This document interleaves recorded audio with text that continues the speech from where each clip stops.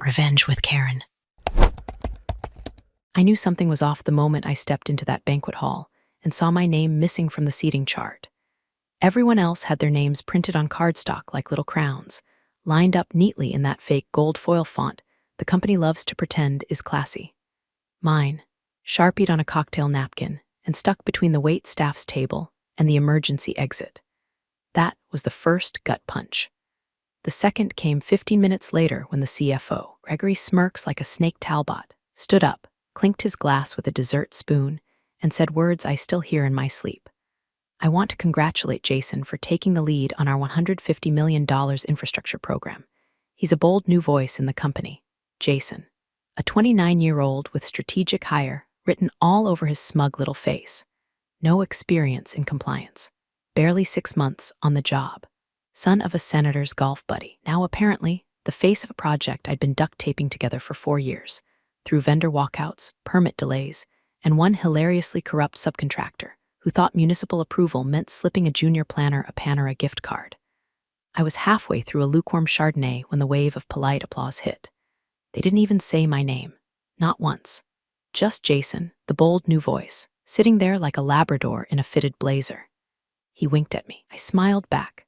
I stood up calmly, smoothed out my jacket, and walked straight past Gregory, who had the nerve to mutter, "No hard feelings, Meg." I leaned in, close enough for him to smell the resentment boiling off my skin like burnt sugar, and said, "Understood." My voice didn't crack. My spine didn't curl. I've had kidney stones more painful than that man's condescension.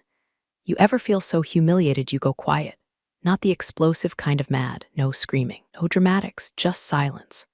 The kind of silence that builds empires. The kind that makes people nervous. I didn't go home that night. I didn't go to the office either. I went to a diner, corner booth, stale coffee, laminated menu with appealing pancake section, and I sat there until my thoughts stopped screaming. And hey, while I've got you here, if you're the type who listens to these stories and nods along like, damn, I've been there, go ahead and hit the like and subscribe. Really does more for the team than therapy ever did for me. Plus, 95% of you keep listening without hitting that button. Just saying. Anyway, the waitress thought I'd been stood up on a date. I didn't correct her. She brought me a slice of free pie. Coconut cream.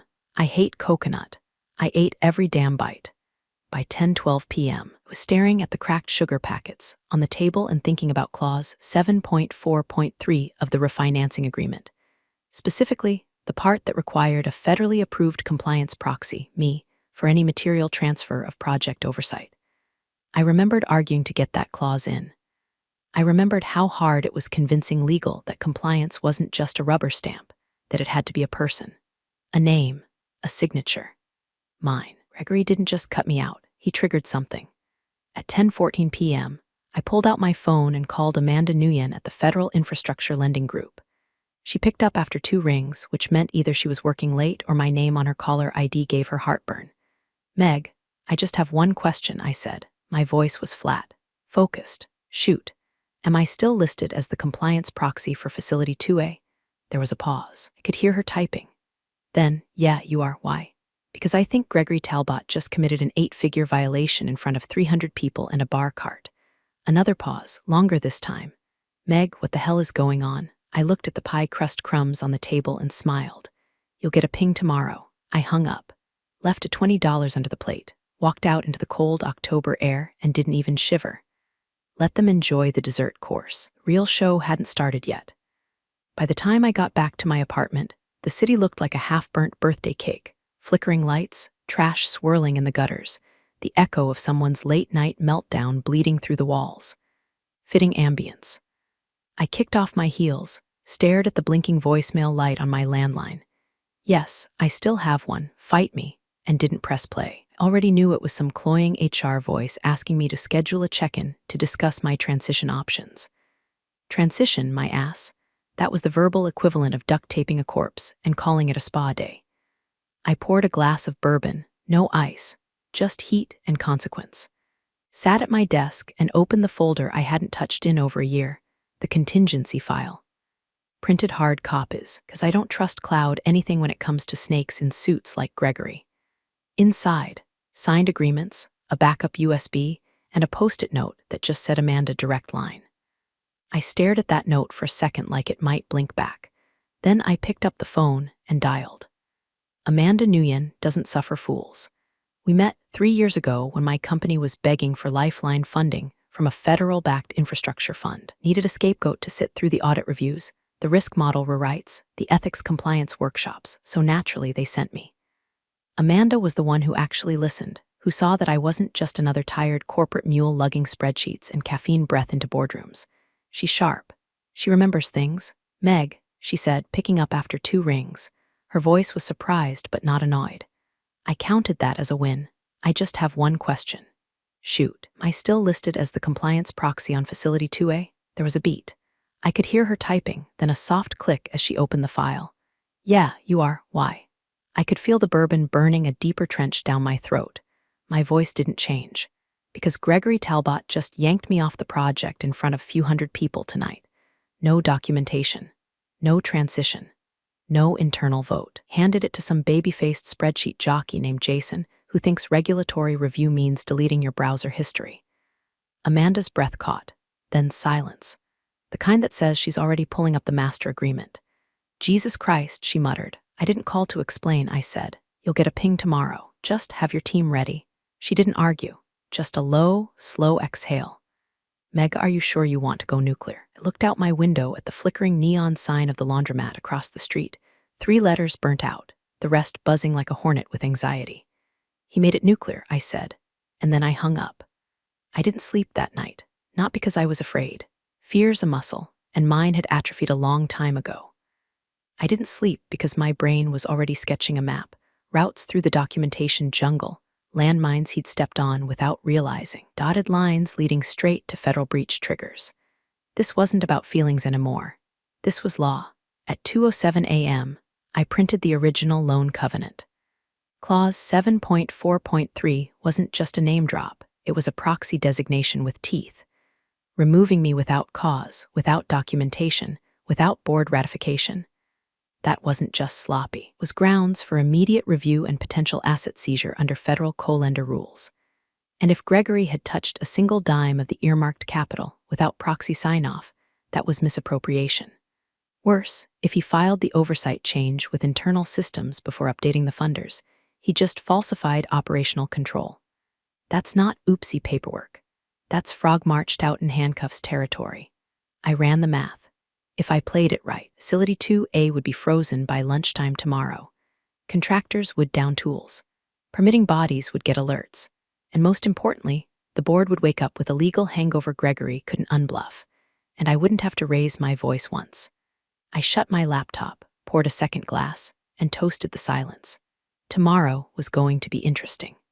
The next morning started like every other power-stained Monday in that glass coffin of a headquarters. Too much cologne, not enough truth. The boardroom, corner office, panoramic skyline, chairs that cost more than most people's rent, was filled with the kind of people who thought punctuality was a virtue until it interrupted their quassa. They shuffled in with lattes and fake smiles, assuming this was just another routine project update. You know the type, quarterly slide deck, budget fluff, someone accidentally clicking cat meme mid-presentation. But this wasn't that meeting. The first sign something was off came when the junior assistant, Sierra, sweet girl, 3 months into the job and already carrying the trauma of a 30-year vet, was told to remove the projector cart. No slideshow today. Then in walked Charles Donovan, the company's in-house legal counsel. Not an intern, not his paralegal, Charles himself, holding the red binder. If you've never worked corporate, let me tell you, legal walks in with a physical binder instead of their iPad. Someone's about to get spiritually cremated. Gregory was already seated, legs crossed like a smug peacock, fiddling with his Mont Blanc pen like it held the secrets of the universe. He didn't even glance at Charles when he entered, just kept scrolling through his notes, no doubt prepping some half-baked pitch about realigning project synergies. Charles didn't say good morning. He just opened the binder, flipped a few pages like a priest preparing to exorcise a demon, and began reading.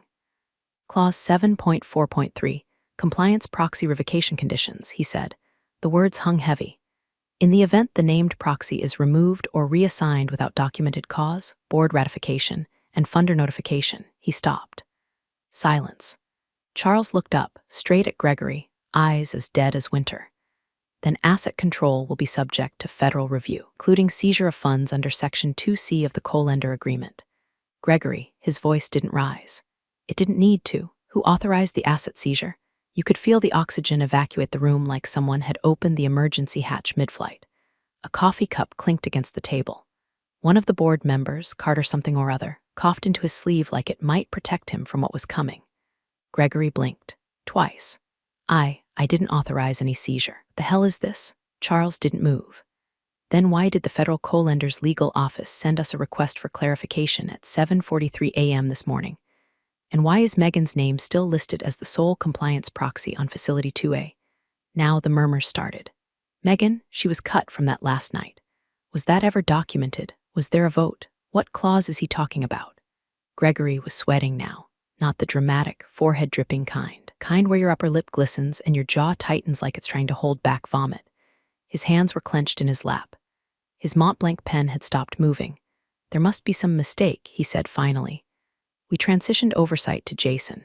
It was urgent, fast-moving, high-level, strategic. Was it approved? Charles asked. No answer.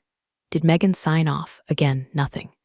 And was the board notified of her removal as compliance proxy? Gregory finally looked around. But no lifeboats came. No nods, no eye contact. The sharks had smelled blood, and now they were drifting silently away. Charles turned the binder around, flat on the table, and pointed. Megan's name is in the clause, in ink. This isn't ceremonial. It's legally binding.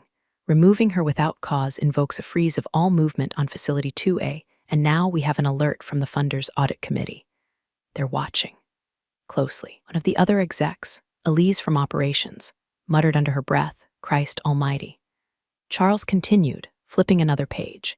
And here's the kicker. Without a valid compliance proxy in place, any operational decisions made after her removal may be considered retroactively invalid. That includes last week's capital transfers.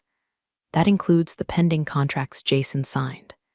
That includes every penny moved out of the Facility 2A budget since last Thursday. Room was slipping out from under Gregory like a frozen lake cracking in slow motion. But I was told we had flexibility on that clause, Gregory croaked. Charles snapped the binder shut. By who? Because the only one with that authority was Megan. And then, silence again. Somewhere in the background, a phone buzzed against the table, its vibration sounding like a countdown. Gregory looked like he was aging in real time. The little red in his face had drained, placed by a pale shade of, oh God, what have I done? No one came to his defense. Not Jason, who was now pretending to read an email. Not the board chair, not HR. They were all doing what corporate does best when things go nuclear, shrinking, avoiding eye contact, and praying they weren't the next casualty. Charles finally stepped back from the table and adjusted his tie. His job wasn't to yell. It was just to read the clause and let the bomb go off. It had. By Tuesday afternoon, Gregory's carefully built tower of jargon and half-truths had more cracks than a Walmart parking lot after hail season. The internal review team, led by Audit Director Simone Foster, who wore her disdain like perfume, started peeling through his filings like they were layers of a rotting onion. Every form, every timestamp, every supposed strategic transition email. The findings were about as comforting as discovering your pilot learned to fly on YouTube. First bombshell, no change of control documentation filed with the funders. None, not a single form, not even a placeholder memo. The proxy revocation, never submitted. Jason's appointment. No paperwork, no ratification, no compliance log entry. It was like Gregory thought if he hit send on a Slack message and clapped twice, the universe would fall in line. Second bombshell? He'd quietly rerouted $12 million, yes, million, from Facility 2A's earmarked budget into a separate innovation fund under his department. No approval trail, no compliance check, just a quiet little shuffle of digits in the accounting software and a nod to accelerating strategic pivots. Translation: he created a sandbox for his pet projects and funded it with federal money. Simone found the trail within hours. He didn't even need to dig deep. The transactions were labeled so stupidly: Q4 Alignment Initiative, Project Elevate, Strategic Future Readiness. It was like he wanted them to sound suspicious. One of them was literally tagged Phase 0, which sounds less like a budget line and more like a Bond villain's vacation plan. Meanwhile, I stayed quiet, didn't return calls, didn't respond to emails. I was off the grid, but not disconnected. Amanda kept me looped in. So did a certain someone in legal who owed me a favor from a discrimination case I helped bury 2 years ago.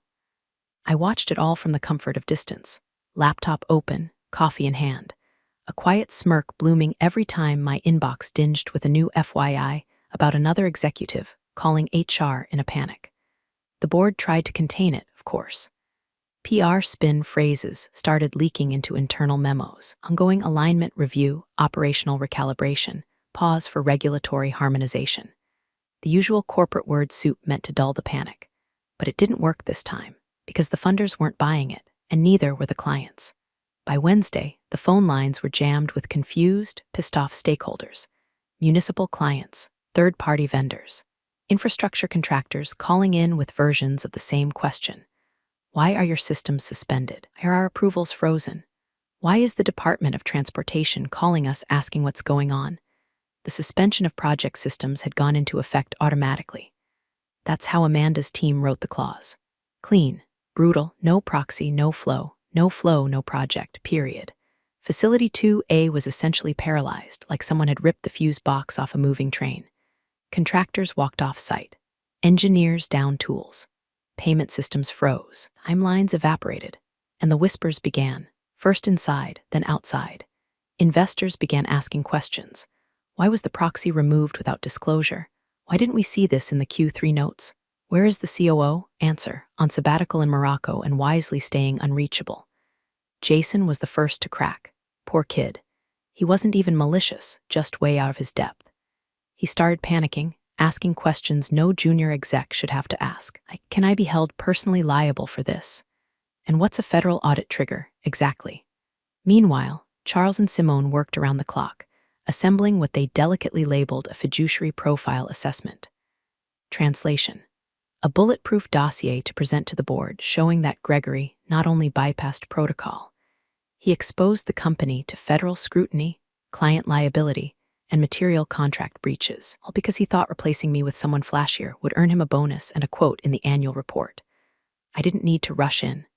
This wasn't revenge. This was arithmetic. You do wrong math, the answer is always pain. I sat in my apartment, socks mismatched, hair in a lazy bun, listening to Miles Davis and watching the whole thing burn from a distance. Each new revelation was another log on the fire. And I didn't have to lift a finger. They'd made this bed. Now they were choking on the sheets. By Thursday morning, the corporate sugarcoating was melting faster than a snowman on a Texas roof. The boardroom, once a sanctuary for smug handshakes and lukewarm coffee, had become an airless tomb of dread. No one made jokes anymore. No one leaned back in their ergonomic chairs. They just sat, tight-lipped, overcaffeinated, and waiting for the next chunk of bad news to drop like a brick in a baptismal font. And it did. Simone, bless her meticulous, rage-fueled heart, found the hole that turned this mess from corporate mishap into full-blown crisis.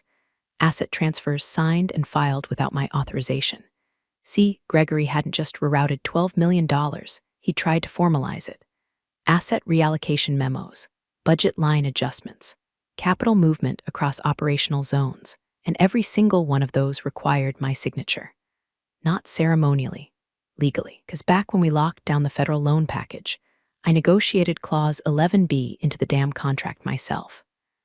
Clause 11B wasn't buried in legal mumbo-jumbo or softened with wiggle language. It was loud, it was sharp, and it said exactly this: any transfer of funds, assets, or project authority from Facility 2A shall require written proxy consent from the appointed compliance officer. Absence or invalidation of said consent voids the funds protection waiver and triggers an automatic lock on further disbursements. No proxy, no waiver, no waiver. The company was on the hook for the entire amount, plus penalties. They'd voided their own parachute mid-skydive, and the plane was already gone. Legal confirmed it. Not one transfer in the past 3 weeks had my signature on it, because nobody asked, because Gregory thought my role was ceremonial, because Jason assumed Greg signed it, so we're good, because a room full of suits too impressed by their own titles forgot that compliance isn't a rubber stamp, it's a grenade pin. The revelation hit the board like a funeral bell. You could hear the paper shuffle stop. You could feel the sudden weight of all those emails they didn't read, all the documents they'd waved through with a nod. And then the letter arrived, not a phone call, not an email. A courier, real and breathing, stepped into the boardroom mid-meeting and dropped a thick envelope directly in front of the chairman. It bore the letterhead of the Federal Infrastructure Co-lender. No window, no smiley faces, just weight. The kind of weight that says this isn't a conversation, it's a declaration.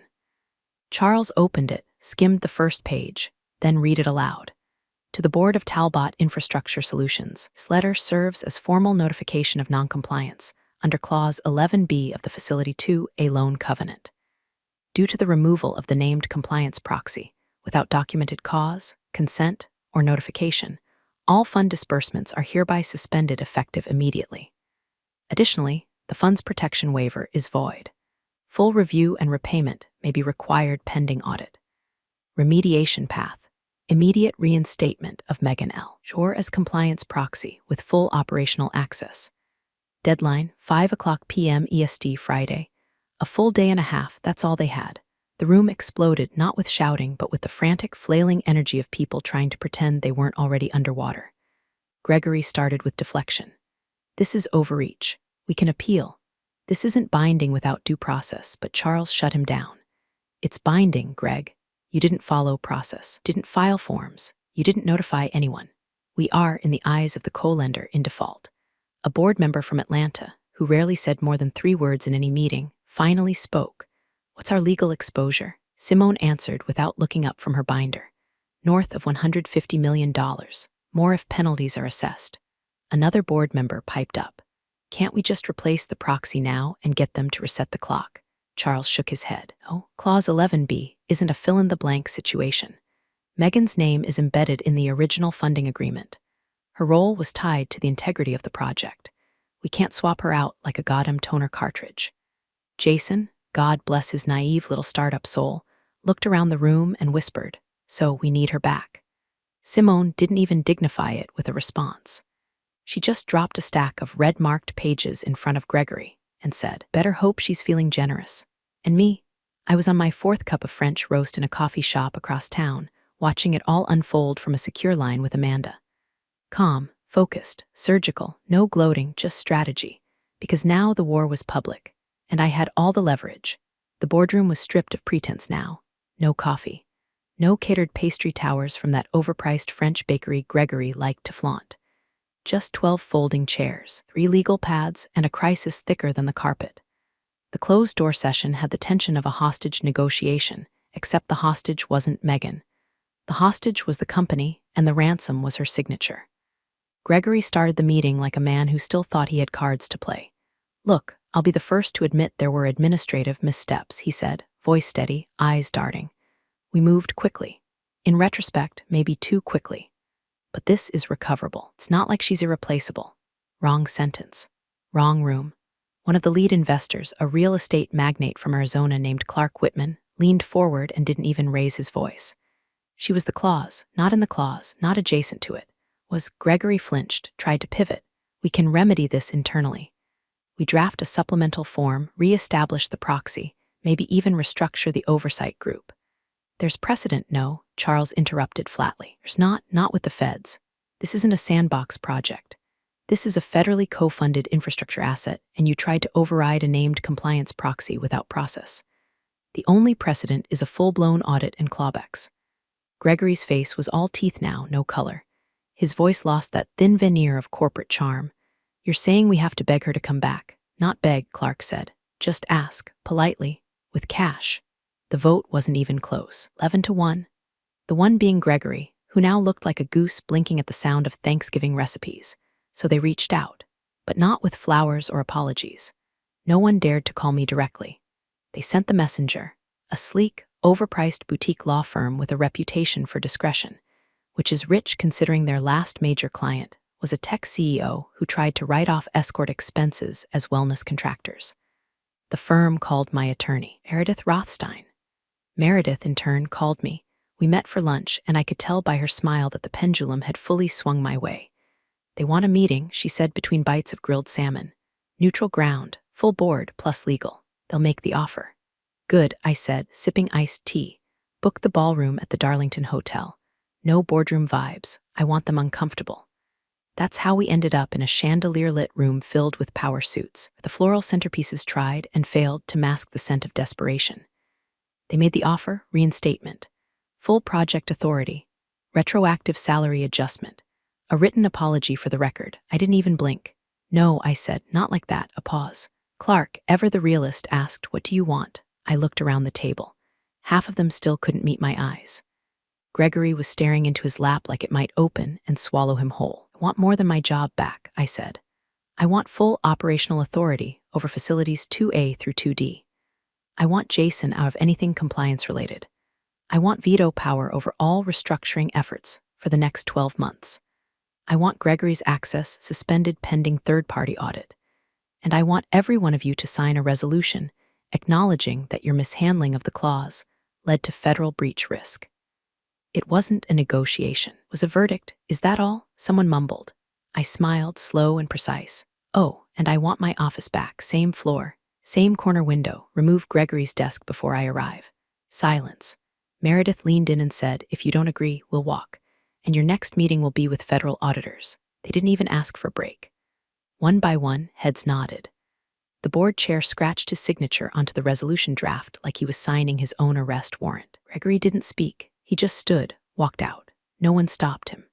As Meredith and I left the hotel, she gave me a look like I'd just pulled off a heist without touching the vault. How do you feel? She asked. Like gravity works, I said. Like I stopped carrying everyone else's weight. The war was public. The terms were set. And I was done smiling politely. The files were already waiting when I stepped into the office that Friday morning. Not my old office. Not yet, that would come later. This was a reserved conference room labeled temporary workstation, which sounded like something you'd give a witness in a mafia trial. But inside was a fortress. Meredith had coordinated with IT 2 days prior, and they'd built me a private server shell accessible only through a locked terminal. No network sync. No cloud drive. Just cold, hard evidence, locally stored and timestamped like gospel. I didn't walk in with a speech. I walked in with a USB and a paper trail. Emails, memos, Slack messages, metadata logs, system backups from the internal audit queue, complete with restoration timestamps that showed exactly when Gregory bypassed protocol. Every instance of him transferring assets, approving invoices, initiating changes to project oversight, all without audit review or legal sign-off. But the real smoking gun, internal memo Gregory sent to finance labeled compliance flag, override temporary workaround. A workaround. That was his solution to federal regulation. Pretend the rules were a suggestion and slap a euphemism on it. I didn't say a word as Meredith slid the files across the table during the special compliance session. Charles, the in-house counsel, reviewed them first. His face got paler with every page he turned, till he finally pushed the stack forward with both hands like it had burned him. These are system logged, he asked. Backed up 3 times, I said calmly. Once to local, once to my remote workstation, and once to the internal audit archive before the CFO tried to wipe it. IT restored it, timestamps intact. Simone from audit confirmed it with a nod. Our records match. These files are clean. The room grew painfully quiet. No one shifted in their chair. Even the HVAC unit sounded like it had stopped breathing. I tapped the memo labeled temporary workaround with one finger. He didn't just violate process, I said. He created a documented system to bypass it. This wasn't a misstep. This was premeditated circumvention of compliance oversight for personal control of funds. Meredith followed up like a surgeon with a scalpel. And that's not just an internal problem. That's exposure. That's risk. That's willful negligence under any audit standard, federal, state, private. Your funding partners won't ask what happened. They'll ask why no one caught it sooner. They'll ask how many layers of liability are baked into your leadership structure. The board chair cleared his throat. Are we saying we're at fault here? Simone, ever the tactician, answered first. We're saying we let this fester. That's a compliance failure, and we either admit it now or wait for the funders to dig it up themselves. There it was, not revenge, rectification. Catharsis not through flames, but through truth, cold, measured, undeniable. This wasn't about me anymore. This was about the systems we're supposed to trust. The checks and balances that keep the Gregorys of the world from building personal fiefdoms inside public infrastructure. Charles stood, loosened his tie, looked older than he had the week before. My legal recommendation to this board is immediate removal of the chief financial officer. No severance, no NDA, no paid exit. Termination for cause with audit disclosure logged. Any attempt to delay increases liability exponentially. Nobody protested. No lawyers piped up. No one asked for a second opinion. The motion was made, seconded, approved unanimously. They called Gregory down from his corner suite. I didn't look at him when he walked in. I didn't need to. I could hear his loafers shuffle against the tile, slower than usual, like maybe he already knew. Charles handed him the notice of termination without ceremony, effective immediately. Your access has been revoked. Gregory didn't argue. He just stared at the folder in his hands like he couldn't read. Then, slowly, he turned to leave, only stopping when Meredith said, "Security will escort you out." Standard protocol. And it was. They did, left without a word. Outside, through the glass, I could see the building security staff walking him across the lobby, past the receptionist, past the giant engraved mission statement on the wall, integrity, innovation, accountability, ironic really. Back in the conference room, no one spoke for a long time. Then Clark, the investor from Arizona, said what everyone else was thinking. "You didn't just save the project, Megan. You saved the company." I didn't smile. I didn't thank him. I just said, "Not yet." Because there was one more move left to make. The appointment was unanimous, on paper, anyway. Behind closed doors, it probably came with teeth grinding, bruised egos, and someone trying to wedge in the phrase optics management before Charles politely threatened to mail them a dictionary and a subpoena. But when the official announcement hit inboxes at 9:06 a.m. Friday, subject line didn't mince words. Leadership update interim COO appointment, Megan L. Sure, no thank you for your continued service. No, we wish her luck on this next chapter. Just a clean insertion of power, surgical and silent. The kind of message that doesn't ask for celebration, it demands compliance. I didn't return to my old floor. I didn't take back my old office. I walked straight past it, past the glass door still bearing Gregory's nameplate that was already half peeled from the wall, and headed for the executive wing. The chair behind the COO desk was too big. The room smelled like a mix of dry-clean desperation and leftover entitlement. But I didn't sit. I booted up the terminal and entered my new credentials. A ping, a prompt, a single-click interface marked System Admin Permissions. And then I did what should have been done months ago. Freeze user, CFO Talbot Gregory reason, pending audit confirm action.